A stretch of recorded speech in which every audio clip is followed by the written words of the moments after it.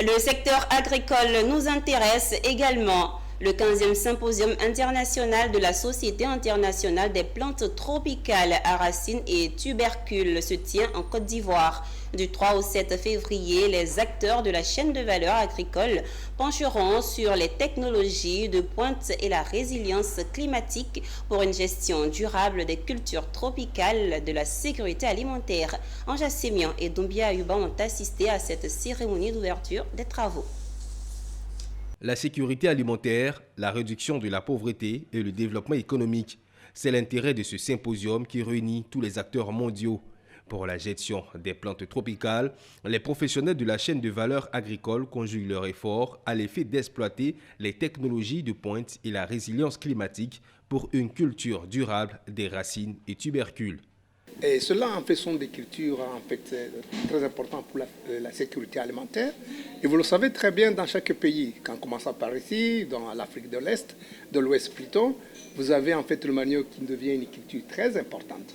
Là, nous sommes en train de développer, de mettre ensemble les technologies pour toute l'Afrique qui doivent être utilisées pour essayer d'améliorer notre agriculture. Ce rendez-vous scientifique et stratégique organisé pour la première fois en Côte d'Ivoire met en lumière l'importance des plantes à racines et tubercules telles que le manioc, l'igname, la patate douce, dont la lutte contre l'insécurité alimentaire et la pauvreté en Afrique et dans les régions tropicales.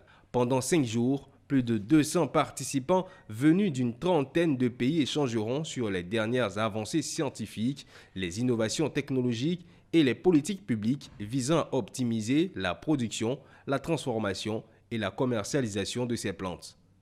Il faut un engagement de l'État.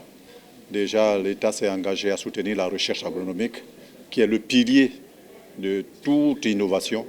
Et donc, pour un développement agricole durable, il faut un engagement politique. Et cet engagement, l'État l'a commencé, nous le sentons, avec les soutiens structurels à travers les financements. Et je le dis toujours, les plantes tombent malades aussi, comme les hommes. Donc, lorsqu'on pense à la productivité, il faut aussi penser à produire de façon durable.